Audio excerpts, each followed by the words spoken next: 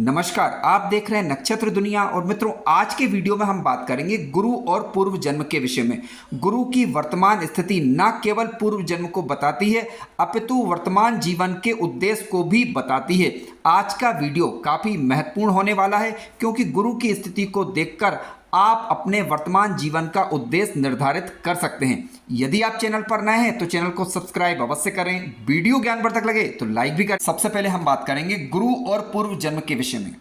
देखिए, गुरु आप सभी जानते हैं कि गुरु कुंडली के अंदर यदि मजबूत स्थिति में रहते हैं तो इससे क्या पता चलता है। गुरु यदि कुंडली में शुभ भावों में मजबूत स्थिति में हो तो इससे पता चलता है कि जातक ने अपने पूर्व जन्म में अच्छे कर्म किए हैं और उन्हीं कर्मों के कारण वर्तमान कुंडली में गुरु की स्थिति मजबूत दिखाई पड़ती है।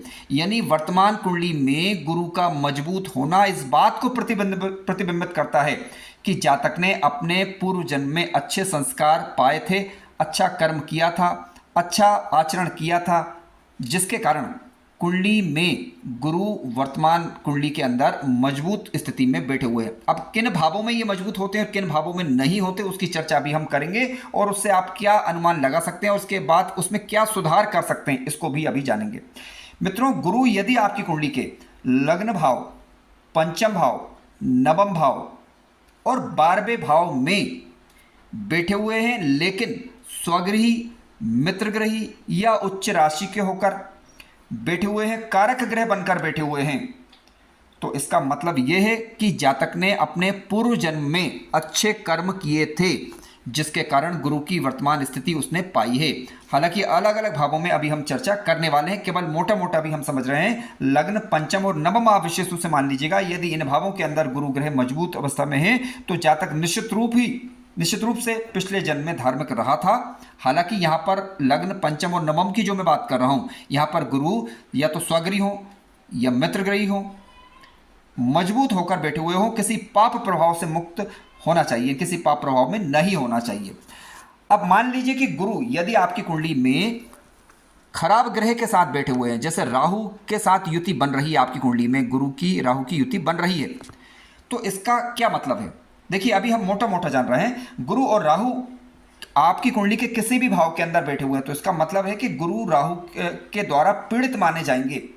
तो इसका मतलब यह है कि किसी जन्म में यानी पुराने जन्म में, आपने पिछले जन्म में कोई ना कोई धर्म से संबंधित या फिर देवी देवता से संबंधित या फिर धन का दुरुपयोग किया हो, उसको ये स्थिति बताती है। तभी इससे पता चलता है कि आपने कहीं ना कहीं इन चीज़ों का यानी या तो देवों का या गुरु का अपमान किया हो या किसी धार्मिक स्थल में आपसे जाने अनजाने गलतियां हुई हो या फिर आपने धन की व्यर्थ बर्बादी की हो, तो आपकी कुंडली में गुरु राहु की युति किसी भी भाव के अंदर आती है। जिस भाव के अंदर होगी उसके अनुरूप ये देखना पड़ेगा। हालांकि जब कुंडली विश्लेषण का विषय होता तब देखना होगा कि किस भाव के अंदर युति बनी हुई है। लेकिन हाँ, हम बात कर रहे हैं चीज़ों को समझने की, तो इसका तात्पर्य यह है कि आपने पिछले जन्म में कहीं ना कहीं धन की व्यर्थ बर्बादी की होगी या देवस्थान या गुरु या फिर कहीं ना कहीं आपने किसी न देवी देवता का अपमान किसी न किसी रूप में आपने किया होगा या हो गया होगा, जैसा भी आप इसे समझ लीजिए।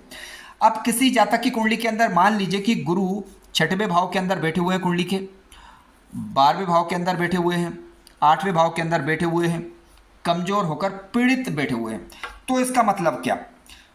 हालांकि अलग अलग भावों में अभी हम विस्तार पूर्वक समझेंगे, लेकिन अभी हम मोटा मोटा समझ रहे हैं। 6वें, 8वें या 12वें भाव के अंदर गुरु का बैठा हुआ होना और पीड़ित होना साथ में ये बताता है कि जातक के अपने पिछले जन्म में कोई ना कोई उसका ऋण रहा होगा, पिछले पूर्व जन्म में कोई ना कोई ऋण रहा होगा जिसके कारण उसका यह जन्म हुआ है। तो ऐसा आपको समझना चाहिए।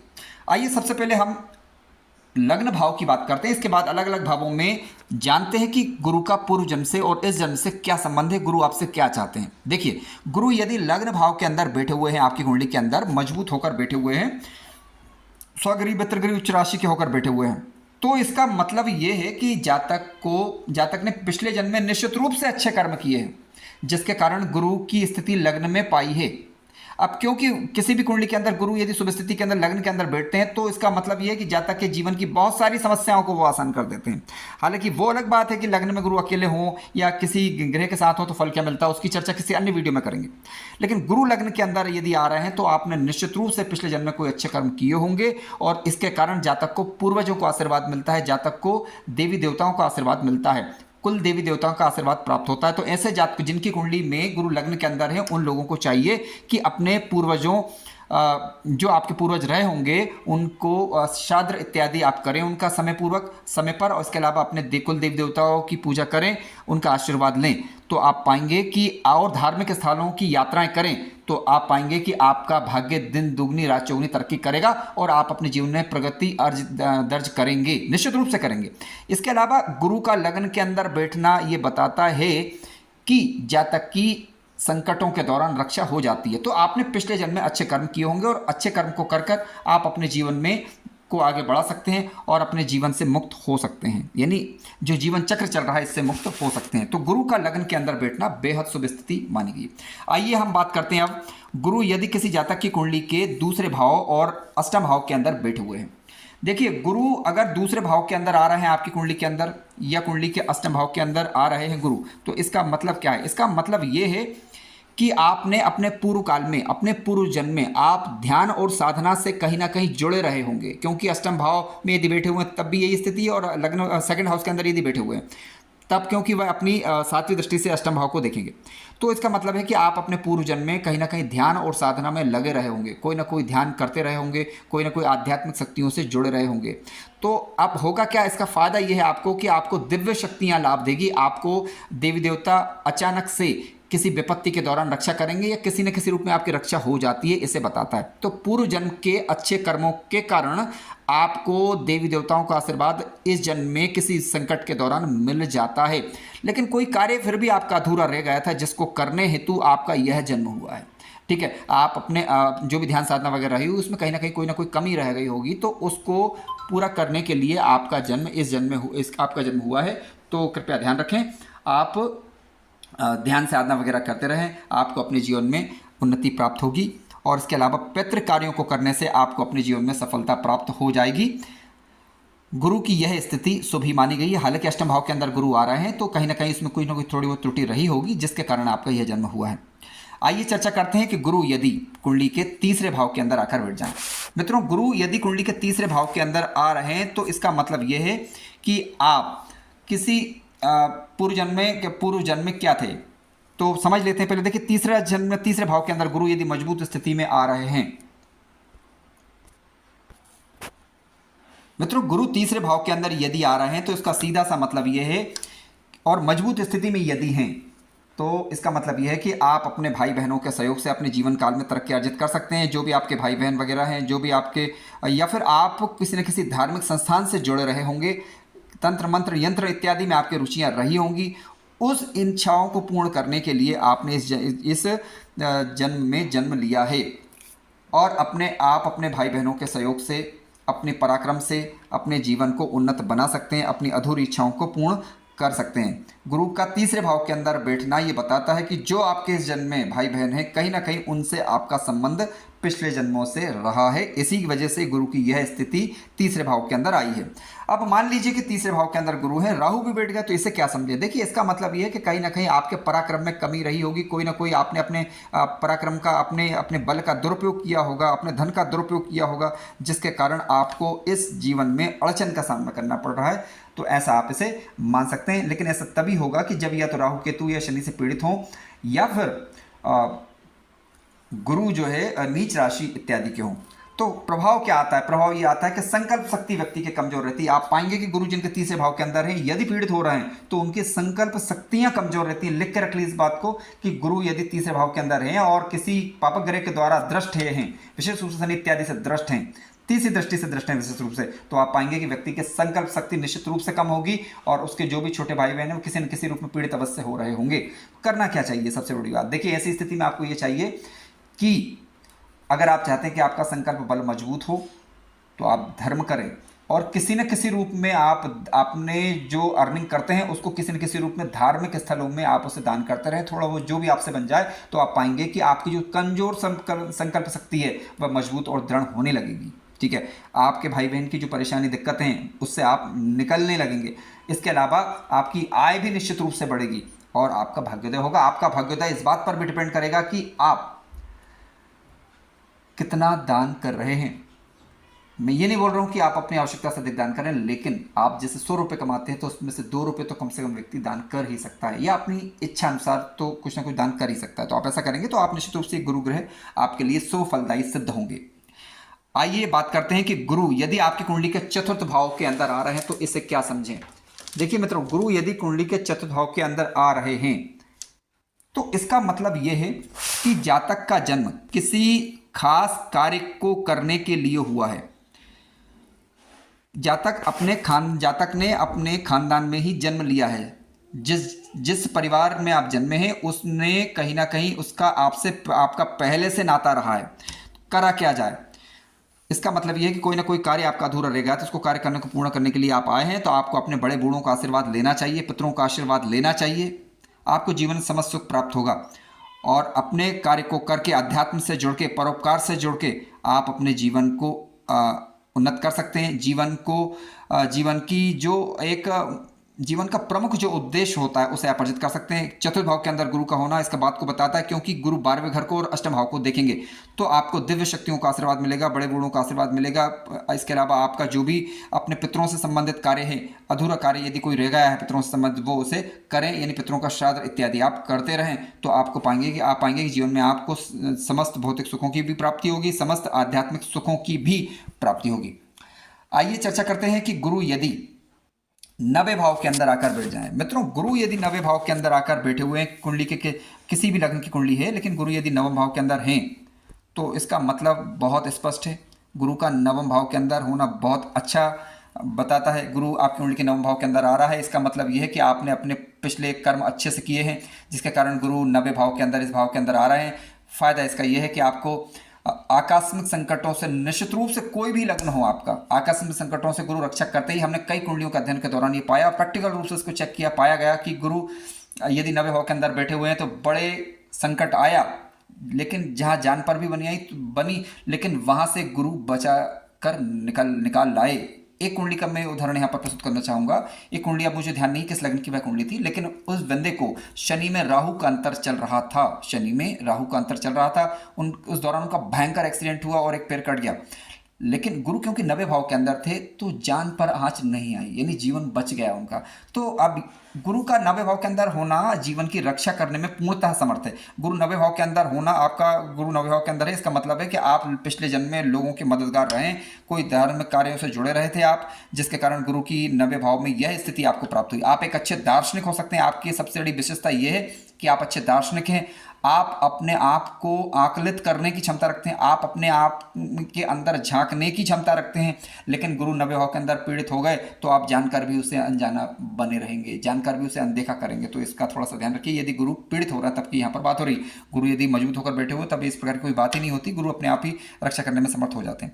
आइए चर्चा करते हैं गुरु यदि कुंडली के 10वें भाव के अंदर आकर बैठे हुए हैं। मित्रों, गुरु यदि आपकी कुंडली के 10वें भाव के अंदर आ रहे हैं, देखिए 10th हाउस के अंदर गुरु का बैठना इस बात को बताता है कि पूर्व जन्म के संस्कार आपके अच्छे रहे। आप पूर्व जन्म में आप लोगों के साथ अच्छा आचरण किया करते थे, दुश्मनों से जो आपके दुश्मन वर्ग हैं उनसे भी आप मित्रता का भाव रखा करते थे। तो इसी वजह से गुरु का आपको 10वें भाव के अंदर ये स्थिति प्राप्त हुई, जिसके फल ये होगा कि मजबूत यदि गुरु हुए यहाँ पर तो धन की कमी नहीं रहेगी, किसी न किसी रूप में धन आजीवन पर्यंत बना रहेगा। ठीक है, हालांकि गुरु की 9वीं दृष्टि क्योंकि यहाँ पर छठे भाव के अंदर जा रही है तो रोग ऋण शत्रुओं में कुछ धन अवश्य जाएगा, परंतु आपके पास अपनी आवश्यकता के अनुरूप धन अवश्य ही बना रहेगा। जीवन पर्यंत कोई ऐसी स्थिति कभी नहीं आएगी कि जब आप धन के मामले में तंग रहे हों। आपकी वाणी को ही अच्छा करेंगे।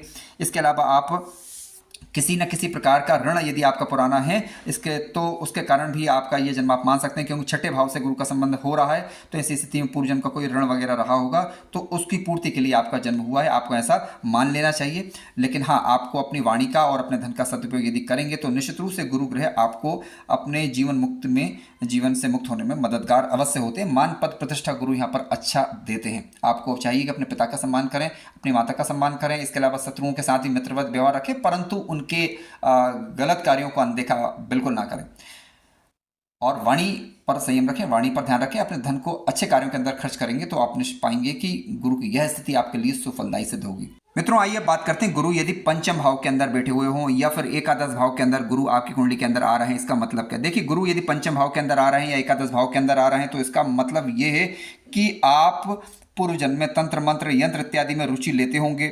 गुरु की यह स्थिति बताती है कि कहीं ना कहीं ध्यान साधना में आपकी रुचियां रही होंगी। गुरु की यह स्थिति बताती है कि कहीं ना कहीं आप अच्छे व्यापारी रहे होंगे। गुरु यदि मजबूत अवस्था में हैं तो आपको अपने पूर्वजों का आशीर्वाद मिलेगा, अपने इष्ट की कृपा से आपको लाभ होगा, बड़े भाई बहनों के सहयोग से या संतान के सहयोग से आपको जीवन में लाभ हो पाएगा। इसका मतलब यह है कि गुरु यदि पंचम में या 11वें भाव के अंदर आ रहे हैं तो आपको अच्छी संतान प्राप्त होगी, आपका ज्ञान का लेवल अच्छा होगा। और ये इसलिए होगा क्योंकि पिछले जन्म में आपने अपना ज्ञान का प्रचार प्रसार किया होगा और कहीं ना कहीं अध्यात्म मार्ग से जुड़े रहे होंगे। तो आप क्योंकि गुरु पंचम में या फिर 11वें भाव के अंदर है तो उसका मतलब सीधा सीधा ये है क्योंकि लाभ प्राप्ति के भाव के अंदर आप गुरु बैठे हुए हैं तो सीधी सीधी बात है कि थोड़े से प्रयासों से आपको जीवन में सफलता मिल जाएगी, केवल आपको अपनी लापरवाही का परित्याग करना है। आइए चर्चा करते हैं गुरु यदि आपकी कुंडली के छठे भाव या 12वें भाव के अंदर बैठे हुए हैं तो किस प्रकार के फल हो सकते हैं। देखिए, गुरु छठे भाव के अंदर यदि आ रहे हैं, छठे भाव के अंदर गुरु का आना या 12वें भाव के अंदर गुरु का आना क्या है।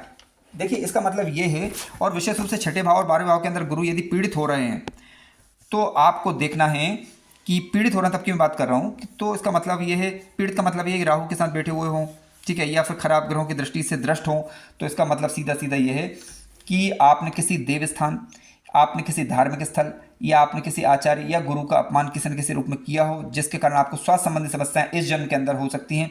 इस प्रकार की दिक्कतें रहती हैं, ठीक है। गुरु यदि छठे भाव या 12वें भाव के अंदर हैं तो आपको परोपकार इत्यादि में अपना धन खर्च करना चाहिए, आपको अपने स्वास्थ्य का ध्यान रखना चाहिए। गुरु छठवें या 12वें भाव के अंदर बैठे हुए हैं तो इसका तात्पर्य यह है कि आप गरीबों का अपमान बिल्कुल ना करें, गरीबों का सम्मान करें और किसी न किसी रूप में उपकार परोपकार ये धार्मिक कार्य करते रहें और अध्यात्म से जुड़े रहें। तो आप पाएंगे कि आपका स्वास्थ्य भी ठीक होने लगेगा और साथ साथ भगवान विष्णु की आराधना करें तो आपको जीवन में अच्छी सफलता प्राप्त हो जाएगी। आप जीवन मुक्त होने में यह गुरु आपके लिए मददगार सिद्ध होंगे। आइए हम बात करते हैं गुरु यदि कुंडली के सप्तम भाव के अंदर बैठे हुए हों। देखिए, गुरु यदि सप्तम भाव के अंदर बैठना गुरु का ये बहुत अच्छा है। ये भी गुरु का सप्तम भाव के अंदर बैठना इसका बात को बताता है कहीं ना कहीं आपने महिलाओं का सम्मान किया होगा, छोटे भाई बहनों का सम्मान किया होगा, आप धार्मिक रहे होंगे, जिसके कारण गुरु के सप्तम भाव के अंदर ये स्थिति प्राप्त हुई है।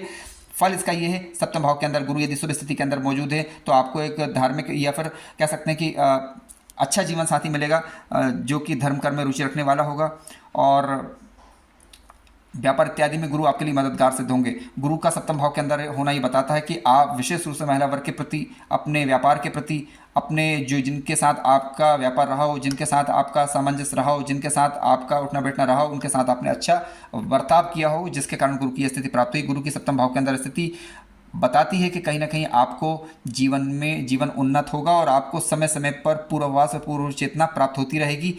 विशेष रूप से संकटों के दौरान, विशेष रूप से कोई ऐसी समय जब आपको दिशा नहीं दिख रही हो, जब आपको मार्ग नज़र नहीं आ रहा हो, उस दौरान आप भगवान विष्णु की शरण में जाएं और ध्यानपूर्वक बैठकर, ध्यान में थोड़ी देर बैठकर आप यदि ध्यान करेंगे तो आपको अच्छा रास्ता मिल जाएगा, निश्चित रूप से मिलेगा।